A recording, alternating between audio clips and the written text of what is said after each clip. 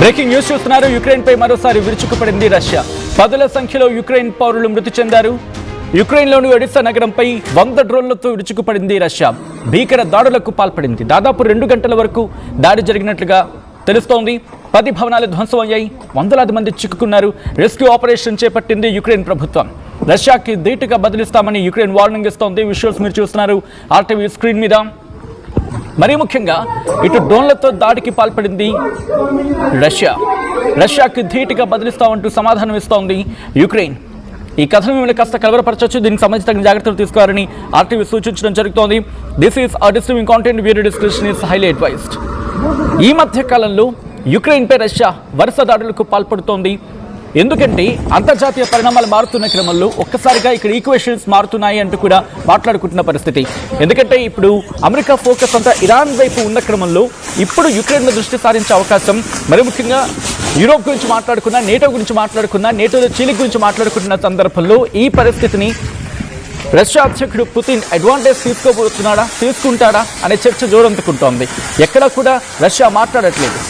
But ఈ అంశం మీద మాట్లాడిన క్రమంలో యుక్రెయిన్ మీద మాత్రం దాడులకు ఈ మధ్య కాలంలో హఠాత్తుగా చాలా వేగవంతమైన దాడులు చేస్తోంది, చాలా త్వరగా దాడులు చేస్తోందని చెప్పి మాట వినిపిస్తున్న క్రమంలో ఈరోజు జరిగిన దాడి గురించి మాట్లాడుకుంటున్న క్రమం, దానికి సంబంధించిన విజువల్స్ మీరు చూస్తున్నారు. అసలు రష్యా ఎందుకు దాడి చేస్తోంది, ఒడిశాని ఎందుకు టార్గెట్గా చేసుకుందనేది చాలా మంది మాట్లాడుకునే మాట. ఎందుకంటే చాలా కీలకమైన నగరాలు యుక్రెయిన్కు సంబంధించి మాట్లాడుకున్న సందర్భాల్లో, యుక్రెయిన్కు కీలకమైన నగరాలుగా మాట్లాడుకున్న సందర్భంలో కీలక ప్రాంతాల్లో, అసలు యుక్రెయిన్ కీలక ప్రాంతాలు ఒకటి, అసలు ఎందుకు యుక్రెయిన్ కీలక ప్రాంతాలని టార్గెట్ చేస్తోంది, ఎందుకు అవి అంత కీలకం అనేది కూడా మనం డీటెయిల్గా మాట్లాడుకుందాం. మరి ముఖ్యంగా ఒడిశా గురించి ముందు మాట్లాడుకునే ప్రయత్నం చేద్దాం. ఆ విజువల్స్ మీరు చూస్తున్నారు. అక్కడ ఎటువంటి పరిస్థితి ఉందనేది. యుక్రెయిన్ రష్యా యుద్ధంలో ఒడిశా ప్రాంతం అత్యంత వ్యూహాత్మకమైంది. ఇంకా మాట్లాడాలంటే రష్యా నిరంతరం దాడులు చేయడానికి, యుక్రెయిన్ దీనిని ప్రాణప్రదంగా కాపాడుకోవడానికి ప్రధానంగా ఇక్కడ వినిపించే మాట ఏంటంటే ఫినాన్షియల్గా, అలాగే జియోగ్రాఫికల్గా, హిస్టారికల్గా అనేకమైన కారణాలు ఉన్నాయి. అయితే తాజాగా డ్రోన్ దాడి జరిపింది. ఆ డ్రోన్ దాడులు మీరు చూడొచ్చు. అక్కడ ఇల్లు ధ్వంసం అయిపోయాయి, అక్కడ విద్యుత్ సరఫరా నిలిచిపోయింది, పూర్తి స్థాయిలో ఇల్లు నేల కూలిపోయాయి. అక్కడ యుక్రెయిన్కి సంబంధించిన రక్షణ వ్యవస్థ ఎమర్జెన్సీ టీం అక్కడికి చేరుకుని అక్కడ రెస్క్యూ ఆపరేషన్స్ని కొనసాగిస్తోంది. అసలు ఎందుకు రష్యా ఇక్కడ టార్గెట్ చేస్తుందంటే, ఒడిశాను ఎందుకు టార్గెట్ చేసుకుందంటే, యుక్రెయిన్ ఎక్స్పోర్ట్స్లో మరి ముఖ్యంగా మాట్లాడుకుంటే గోధుమలు కావచ్చు, మొక్కజొన్న కావచ్చు, ఇవన్నీ దాదాపుగా 65%, 65% ఒడిశా రేవుల నుంచి వెళ్తూ ఉంటాయి. ఈ రేవులను కనుక నిర్వీర్యం చేస్తే యుక్రెయిన్ ఆర్థిక మూలాలు దెబ్బపడే అవకాశం ఉంటుంది అని చెప్పి యుక్రెయిన్ టార్గెట్ చేసుకుంటూ ఒడిశాను టార్గెట్ చేసుకుంటుంది. చూడొచ్చు, చిన్న చిన్న పిల్లలందరినీ కూడా అక్కడి నుంచి తరలిస్తున్న సందర్భం మీరు చూస్తే భారీ యంత్రాలు అక్కడికి చేరుకున్నాయి. పెద్దవాళ్ళని అక్కడి నుంచి బయటికి తరలిస్తున్న విజువల్స్ మీరు చూడొచ్చు. ఇళ్లలో చిక్కుకున్న వారిని ఒక్కసారిగా మాట్లాడుకునే ప్రయత్నం చేస్తే, ఒక 2 దేశాల మధ్య యుద్ధం జరిగితే, యుద్ధ వాతావరణం ఉంటే అక్కడ ఎటువంటి పరిస్థితులు ఉంటాయి? బలైపోయేది మాత్రం సాధారణ పౌరులే, సామాన్య ప్రజలే. ఆ దేశ ప్రజలు ఎంత ఇబ్బంది పడుతున్నారు ఇప్పుడు. అట్ ద సేమ్ టైం ఒడిశాను స్వాధీనం చేసుకుంటే యుక్రెయిన్కు బ్లాక్ సీతో సంబంధాలు పూర్తిగా తెగిపోతాయా? ఇదే బిగ్గెస్ట్ క్వశ్చన్ మార్క్. ఎందుకంటే ఒడిశా అంత కీలకమైన ప్రాంతం వాళ్ళకి.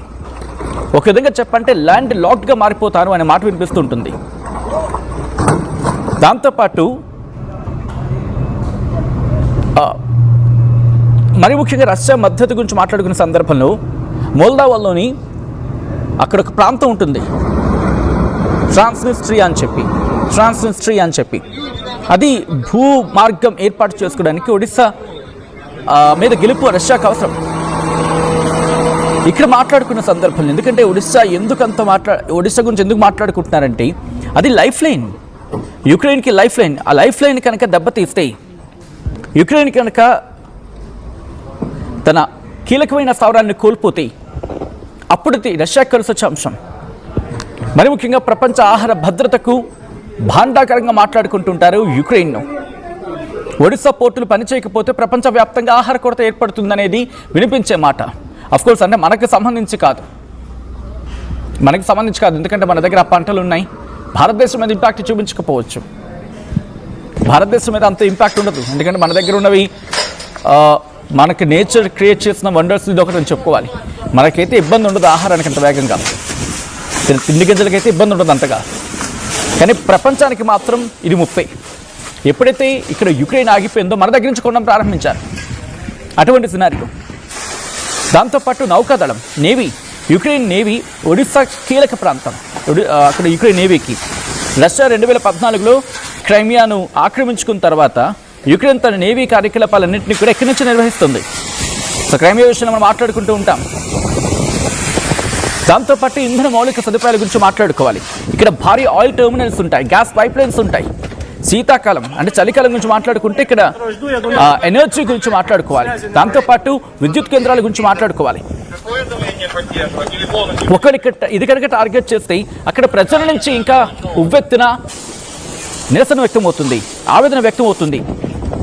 అది ఇంపాక్ట్ యుక్రెయిన్ అధ్యక్షుడు జెలెన్స్కీ మీద పడే అవకాశం ఉంటుంది అనేది వినిపించే మాట. రష్యా సుమారు 50కి పైగా డ్రోన్స్ ఉపయోగించి ఒడిశాపై దాడి చేసింది. ఇందులో 23 మందికి పైగా గాయపడగా 10 సంఖ్యలో మరణాలు నమోదైనట్టుగా తెలుస్తోంది. విద్యుత్ కేంద్రాలు అక్కడ ధ్వంసమయ్యాయి. యుక్రెయిన్ సైన్యం తన వైమానిక రక్షణ వ్యవస్థ అంటే గగనతల రక్షణ వ్యవస్థ గురించి మాట్లాడుకుంటుంటాం కదా, వాటి ద్వారా వీటిని అడ్డుకునే ప్రయత్నం చేసింది. ఆధునిక ఆయుధాలు అనేవి ఇక్కడ వినిపిస్తున్నమాట. కోర్స్ శాంతి చర్చల గురించి మాట్లాడుకున్నప్పటికీ కూడా ఎక్కడ ఫలించట్లేదు అవి. ఈ నేపథ్యంలో కొన్ని కీలక ప్రాంతాలు, అసలు ఏంటి యుక్రెయిన్ కొన్న కీలక ప్రాంతాలు, ఎందుకు టార్గెట్ చేస్తుందని మాట్లాడుకుంటూ ఒడిశా గురించి మాట్లాడుకున్నాం. దాని తర్వాత కీవ్ వాళ్ళ రాజధాని ఒడిశా, అక్కడ నల్ల సముద్ర తీర నగరం అది. డోన్బాస్ అంటుంటారు, డోనెట్స్క్, లుహాన్స్క్ ఆ ప్రాంతాలు ఉంటాయి అక్కడ. ఇలా మారియోపోల్, ఖార్కివ్, జపోరిజియా, లివివ్ ఇవన్నీ కూడా వాళ్ళకి కీలకమైన ప్రాంతాలు. నేను ఎందుకంటే చాలామందికి బహుశా ఇన్ఫర్మేషన్ గురించి ఆర్టీవీని ట్యూన్ చేస్తూ ఉంటారు కాబట్టి వాళ్ళకి నేను చెప్పే ప్రయత్నం చేస్తున్నాను. ఒక సబ్జెక్ట్ వచ్చినప్పుడు దానికి కోరిలేటెడ్గా ఉండేవి కూడా మనం మాట్లాడుకునే ప్రయత్నం చేస్తున్నాం. జపోరిజియా కావచ్చు, ఎందుకంటే న్యూక్లియర్ ప్లాంట్స్ ఉన్నాయి. దాంతోపాటు కీవ్, మారియోపోల్, ఖార్కివ్, దాంతోపాటు ఇంకా మాట్లాడుకునే సందర్భంలో ఇంకొన్ని ప్రాంతాలు ఒడిశా, క్రైమియా గురించి మాట్లాడుకుంటే అది ఇప్పటికీ వాళ్ళిద్దరి మధ్య కొట్టాడగా రష్యా ఎనాక్స్డ్ అంటూ ఉంటారు కదా, బహుశా అంటే రష్యా ఆక్రమిత ప్రాంతం అని చెప్పి వర్డ్ ఏమంటూ ఉంటారు, ప్రపంచ దేశాలు కోట్ చేస్తూ ఉంటాయి రష్యా ఆక్రమిత క్రైమియా అని చెప్పి. సో ఇటువంటి సందర్భంలో ఒకసారి ఆ దృశ్యాలు చూడొచ్చు. శిథిలాల కింద కొన్ని వందలాది మంది అక్కడ చిక్కుకున్నారా. ప్రస్తుతం దీని గురించి మాట్లాడుకుంటున్న క్రమం, అక్కడికి భారీ యంత్రాలు చేరుకున్నాయి, వారిని కాపాడే ప్రయత్నం చేస్తున్నాయి. ప్రతి నగరం అక్కడ కీవ్ నుంచి మొదలు పెడితే కీవ్ను స్వాధీనం చేసుకుంటే యుక్రెయిన్ ప్రభుత్వాన్ని పడగొట్టే అవకాశం ఉంటుంది అక్కడ. అంటే రష్యా ప్రధానంగా దీనిపై దాడి చేస్తుంది. ఆ తర్వాత ఒడిశా, ఇప్పుడు మాట్లాడుకుంటే యుక్రెయిన్ ఎగుమతులు కావచ్చు, ప్రపంచ దేశాలకు వెళ్ళే ధాన్యం ఎగుమతులకు ఇది లైఫ్ లైన్. ఇది కనుక చేజారిపోతే అక్కడ ల్యాండ్ లాక్డ్ కంట్రీ, అది ఆర్థికంగా కుప్పకూలిపోతుంది. డోన్బాస్ అంటే డోనెట్స్క్ కావచ్చు, లుహాన్స్క్ కావచ్చు, యుక్రెయిన్ ఈస్టర్న్ పార్ట్లో ఉంటూ ఉంటాయి. ఇది ఒక పారిశ్రామిక ప్రాంతం. ఇది భారీగా బొగ్గు గనులు ఉంటాయి, ఉక్కు కర్మాగారాలు ఉంటాయి. రష్యా అనుకూల వేర్పాటువాదులు ఇక్కడ బలంగా ఉన్నారన్న మాట వినిపిస్తూ ఉంటుంది. ఈ ప్రాంతంపై పట్టు సాధించడం ద్వారా యుక్రెయిన్ని ఇండస్ట్రియల్గా దెబ్బ కొట్టాలి, అదుపులోకి తీసుకోవాలనేది రష్యా ప్లాన్గా మాట్లాడుకుంటుంటారు. మారియోపోల్ ఇది కూడా పోర్ట్ నగరం. అజోవ్ సముద్రం తీర ప్రాంతాన్ని పారిశ్రామిక నగరం ఉంటుంది. క్రైమియా ద్వీపకల్పాన్ని అలాగే రష్యా భూభాగంతో కలిపి ల్యాండ్ బ్రిడ్జ్గా మాట్లాడుకుంటూ ఉంటారు. ఇక్కడ ఈ ల్యాండ్ బ్రిడ్జ్ ఏర్పడాలంటే మారియోపోల్ స్వాధీనం చేసుకోవడం చాలా ముఖ్యం. ఇది రష్యా నియంత్రణలో ఉంది అనేది వినిపించే మాట. ఖార్కివ్ రెండో అతిపెద్ద నగరం, రష్యా సరిహద్దుకు మాట్లాడుకుంటే ఇది ఒక కీలకమైన నగరం. ఇలా జపోరిజియా అణు విద్యుత్ కేంద్రం, ఇక్కడ యూరప్లోని అతిపెద్ద అణు విద్యుత్ కేంద్రం ఉంది. యుక్రెయిన్ విద్యుత్ అవసరాల్లో 4వ వంతు ఎక్కడి నుంచి జరుగుతుంటుంది, అందుకే దీన్ని కూడా టార్గెట్ చేసుకునే ప్రయత్నం చేస్తూ ఉంటారు. లివివ్ అంటూ ఉంటారు. సో ఇలా ప్రతి ప్రాంతం మీద ఫోకస్డ్గా ఉంది రష్యా. ఇప్పుడు యుక్రెయిన్ మీద దాడికి పాల్పడింది. అంతర్జాతీయ పరిణామాల నేపథ్యంలోనే ఇప్పుడు రష్యా యుక్రెయిన్ మీద ఫోకస్ చేస్తుందన్న మాట వినిపిస్తున్న తరుణంలో మీరేమనుకుంటున్నారు కమెంట్ చేసే ప్రయత్నం చేయండి. ఈ కథను మిమ్మల్ని కాస్త కలవరపరచచ్చు, అయితే మిమ్మల్ని కలవరపాటు గురి చేయడం ఆర్టీవీ ఉద్దేశం కాదు. కానీ ఇటువంటి కథనాన్ని చూసినప్పుడు కాస్త కలవరపాటు గురి అవకాశం ఉంటుంది కాబట్టి దీనికి సంబంధించి తగిన జాగ్రత్తలు తీసుకోవాలని ఆర్టీవీ సూచించడం జరుగుతుంది. This is a distressing content. Viewer description is highly advised.